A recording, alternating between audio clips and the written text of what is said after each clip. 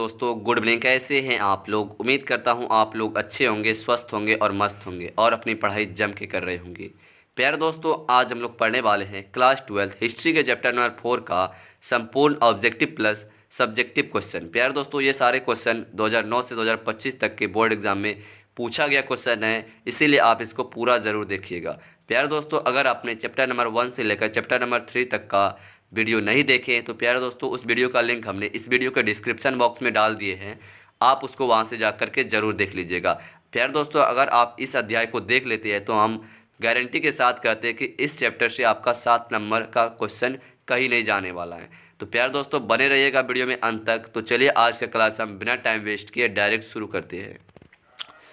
तो देखिए दोस्तों, क्वेश्चन नंबर 1 क्या बोल रहे कि भक्ति आंदोलन की शुरुआत किस काल में हुई थी।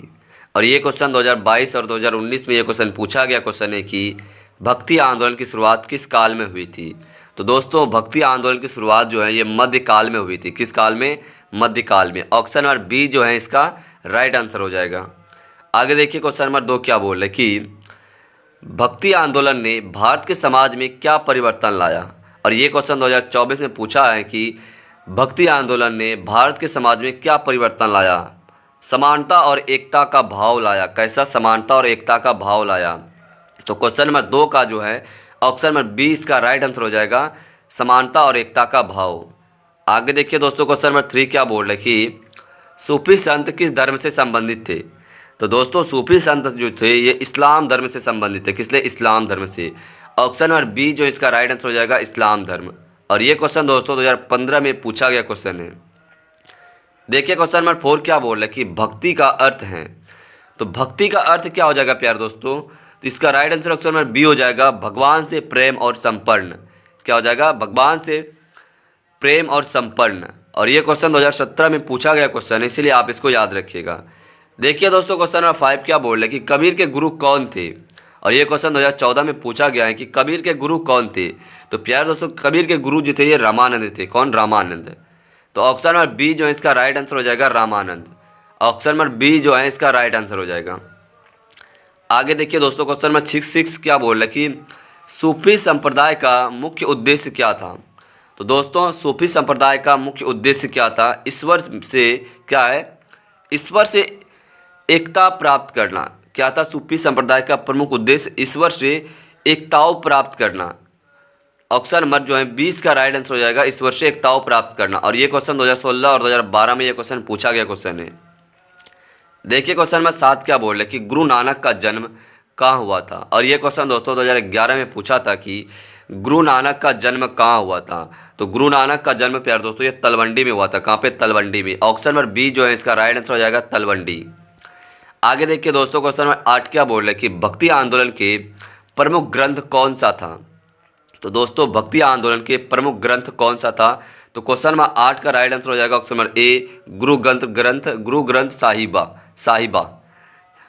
तो क्या हो जाएगा? क्वेश्चन नंबर 8 का राइट आंसर हो जाएगा ऑप्शन नंबर ए जो है इसका राइट आंसर हो जाएगा, गुरु ग्रंथ साहिब। और ये क्वेश्चन 2013 में ये क्वेश्चन पूछा हुआ क्वेश्चन है, इसीलिए आप उसको भी याद रखिएगा दोस्तों। देखिए क्वेश्चन नंबर 9 क्या बोल रहे कि सूफी संतों के निवास स्थान को क्या कहा जाता था। तो दोस्तों, सूफी संतों के निवास स्थान को क्या कहा जाता था? उसे खानका कहते थे। क्या कहते थे? खानका। तो क्वेश्चन नंबर 9 का जो है प्यारे दोस्तों ऑप्शन नंबर सी का राइट आंसर हो जाएगा, खानका। ये भी क्वेश्चन प्यारे दोस्तों 2012 और 2023 में ये क्वेश्चन पूछा गया क्वेश्चन है। बोल रहा है कि भक्ति आंदोलन की शुरुआत दक्षिण भारत में किसने की थी। और ये क्वेश्चन दोस्तों 2009 में पूछा गया क्वेश्चन है कि भक्ति आंदोलन की शुरुआत दक्षिण भारत में किसने की थी। तो इसका राइट आंसर हो जाएगा ऑप्शन नंबर ए, अलवार और नयनार संतों ने की थी। किसने? अलवार और नयनार संतों ने। ऑप्शन नंबर ए जो है इसका राइट आंसर हो जाएगा। आगे देखिए दोस्तों, क्वेश्चन नंबर 11 क्या बोल रहा है कि कबीर की रचनाएं किस ग्रंथ में संग्रहित हैं। तो दोस्तों, कबीर की रचनाएं जो हैं ये किस ग्रंथ में संग्रहित हैं। तो ये बीजक में संग्रहित हैं। किसमें? बीजक में। ऑप्शन नंबर ए जो है इसका राइट आंसर हो जाएगा, बीजक। और ये क्वेश्चन दोस्तों 2011 और 2024 में ये क्वेश्चन पूछा गया क्वेश्चन है, इसीलिए आप इसको याद रखिएगा। देखिए दोस्तों, क्वेश्चन नंबर 12 क्या बोल रहे कि सूफी मत की अनुयायी क्या कहलाते हैं। तो दोस्तों, सूफी मत के अनुयायी क्या कहलाते हैं। तो इसका राइट आंसर हो जाएगा क्वेश्चन नंबर 12 का ऑप्शन नंबर बी, मुरीद कहलाते हैं। क्या कहलाते हैं? मुरीद। और ये क्वेश्चन दोस्तों 2015 में ये क्वेश्चन पूछा गया क्वेश्चन है, इसीलिए आप इसको भी याद रखिएगा। देखिए क्वेश्चन नंबर 13 क्या बोल रहा है कि भक्ति आंदोलन का मुख्य उद्देश्य क्या था। तो दोस्तों भक्ति आंदोलन का मुख्य उद्देश्य क्या था, जातिवाद समाप्त करना। क्या था, जातिवाद समाप्त करना, ये भक्ति आंदोलन का मुख्य उद्देश्य था। ऑप्शन नंबर बी जो है इसका राइट आंसर हो जाएगा। और ये क्वेश्चन दोस्तों 2018 में ये क्वेश्चन पूछा गया क्वेश्चन है। देखिए क्वेश्चन नंबर 14 क्या बोल रहे हैं कि गुरु नानक देव के अनुयायी कौन कहलाते हैं। तो प्यारे दोस्तों गुरु नानक देव के अनुयायी कौन कहलाते हैं, तो ये कहलाते हैं सिख कहलाते हैं। कौन सा, सिख। ऑप्शन नंबर सी जो है इसका राइट आंसर हो जाएगा, सिख। और ये भी क्वेश्चन प्यारे दोस्तों 2013 में ये क्वेश्चन पूछा था कि गुरु नानक देव के अनुयायी कौन कहलाते हैं, तो ये सिख कहलाते हैं। ऑप्शन नंबर सी इसका राइट आंसर हो जाएगा। क्वेश्चन नंबर 15 देखिए दोस्तों क्या बोल रहे कि सूफी मत में गुरु को क्या कहा जाता था। तो दोस्तों सूफी मत में गुरु को क्या कहा जाता था, पीर भी कहा जाता था, मुरीद भी कहा जाता था और औलिया भी कहा जाता था। ऑप्शन नंबर डी जो इसका राइट आंसर हो जाएगा, पीर मुरीद औलिया तीनों कहते थे। प्यारे दोस्तों सूफी मत में गुरुओं को पीर भी कहते थे, मुरीद भी कहते थे और औलिया भी कहते थे। और ये क्वेश्चन दोस्तों 2021 में और 2022 में पूछा गया क्वेश्चन है। तो दोस्तों क्वेश्चन नंबर 15 का राइट आंसर हो जाएगा ऑप्शन नंबर डी, इनमें से सभी।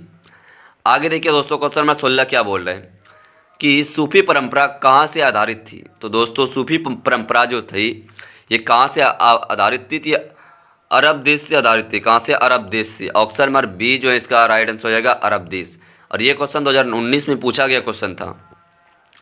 देखिए क्वेश्चन नंबर 17 क्या बोल रहे कि भक्ति आंदोलन ने किस व्यवस्था को कमजोर किया था।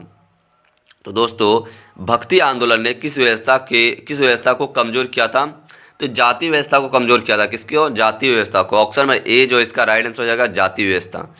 और ये क्वेश्चन 2017 में पूछा गया क्वेश्चन है। देखिए क्वेश्चन नंबर 18 क्या बोल रहे कि भक्ति आंदोलन में संत किस भाषा में प्रवचन देते थे।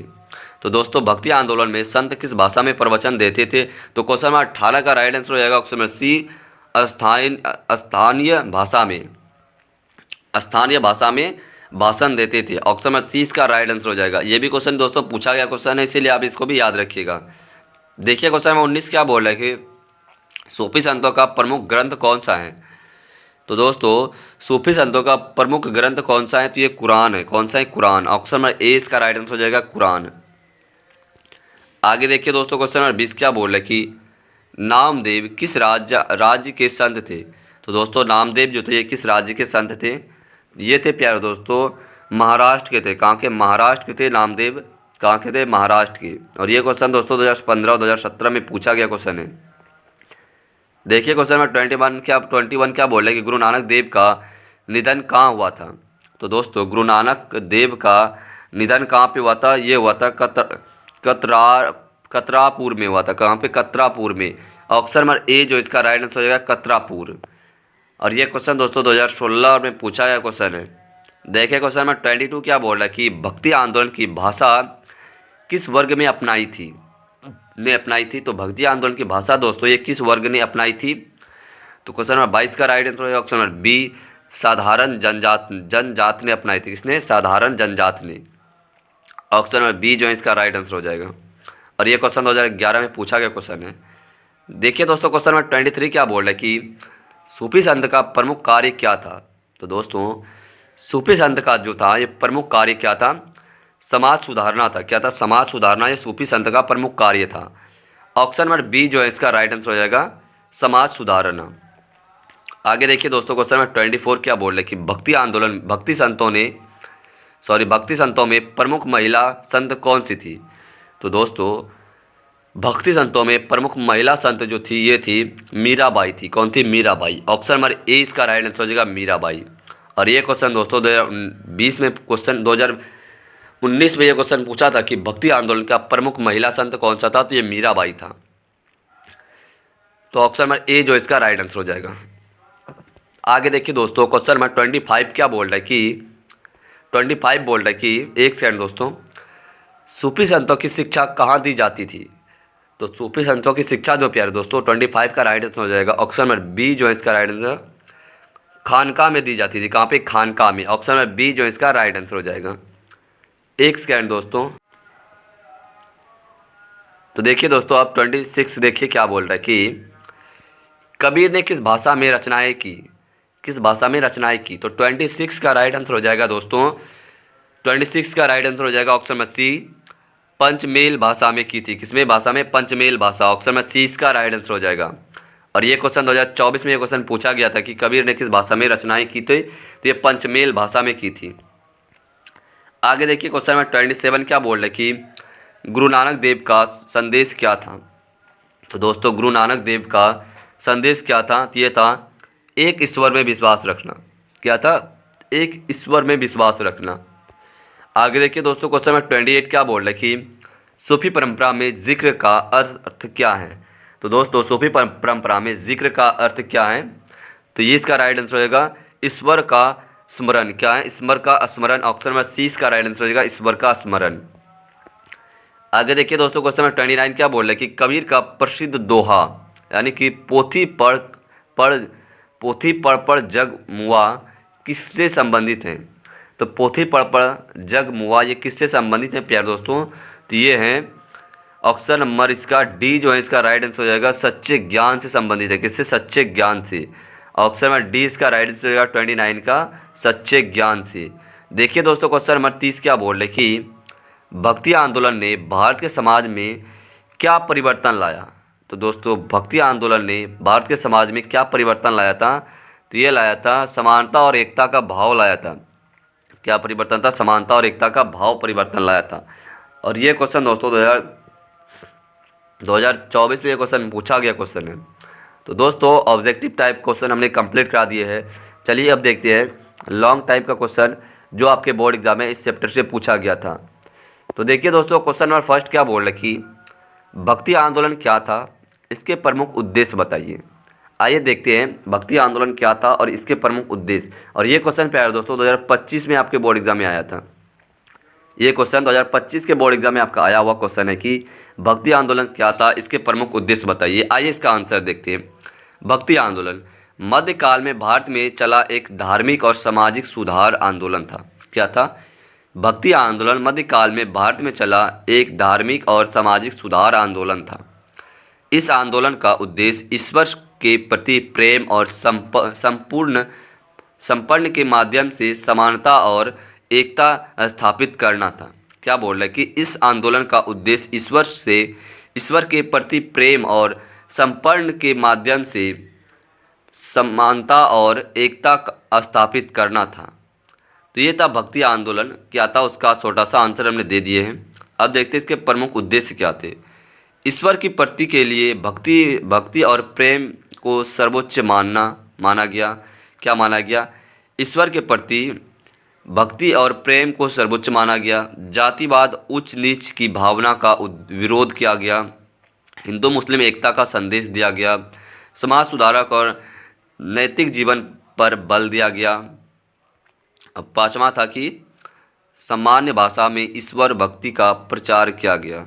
तो ये था प्यारे दोस्तों क्वेश्चन नंबर 1 का राइट आंसर, जिसको हमने बता दिए है। और ये क्वेश्चन दोस्तों बहुत ही ज़्यादा इंपॉर्टेंट क्वेश्चन है, ये आपके बोर्ड एग्जाम में पूछा गया क्वेश्चन है। देखिए क्वेश्चन नंबर 2 क्या बोल रहा है कि सूफी आंदोलन की प्रमुख विशेषता लिखिए। क्या बोल रहा है कि सूफी आंदोलन की प्रमुख विशेषता लिखिए। आइए देखते हैं। सूफी आंदोलन इस्लाम धर्म की रहस्यमयवादी शाखा थी। क्या थी? सूफी आंदोलन इस्लाम धर्म की रहस्यमयी शाखा थी जो प्रेम सहिष्णुता हो जाएगा और मानवता का संदेश देता था। क्या देता था? सूफी आंदोलन इस्लाम धर्म की रहस्यमयी शाखा थी जो प्रेम और सहिष्णुता हो जाएगा प्यारे दोस्तों इसका, और मानवता का संदेश देती थी। ईश्वर से एकत्व प्राप्त करने के लिए प्रेम और ध्यान को मार्ग माना जा गया है। क्या माना गया है? ईश्वर से एकता प्राप्त करने के लिए प्रेम और ध्यान को मार्ग माना गया है। दूसरा है सूफी संतों ने गुरु यानी कि गुरु को क्या कहते हैं? पीर को मार्गदर्शक माना गया है। किसको? सूफी संतों ने गुरु यानी कि पीर को मार्गदर्शन माना गया है। तीसरा है सभी धर्मों को समान समझने की भावना रखी है। किसका? सभी धर्मों को समान समझने की भावना रखी गई है। और चौथा है मानव सेवा को ईश्वर सेवा बताया गया है। क्या से बताया गया? मानव सेवा को ईश्वर सेवा बताया गया है। और 5वां पॉइंट है कि उन्होंने खानकाहों में समाज सेवा और उपदेश दिया है। क्या दिया? उन्होंने खानकाहों में समाज सेवा और उपदेश दिया है। तो ये था प्यारे दोस्तों क्वेश्चन नंबर 2 का राइट आंसर, जो कि आपका ये क्वेश्चन 2017 में ये क्वेश्चन पूछा गया क्वेश्चन था कि सूफी आंदोलन की प्रमुख विशेषता बताइए। ये क्वेश्चन दोस्तों आपके 2017 के बोर्ड एग्जाम में पूछा गया क्वेश्चन है, इसीलिए आप इसको याद रखिएगा। देखिए क्वेश्चन नंबर 3 क्या बोल रहे कि कबीरदास के विचार और उपदेश की मुख्य बातें बताइए। क्या बोल रहे? कबीरदास के विचार और उपदेश की मुख्य बातें बताइए। देखते हैं क्या बोल रहे हैं कि कबीरदास भक्ति आंदोलन के प्रमुख संत थे। क्या थे? कबीरदास भक्ति आंदोलन के प्रमुख संत थे। उन्होंने सच्चे ज्ञान और ईश्वर के प्रति भक्ति का संदेश दिया। क्या दिया उन्होंने?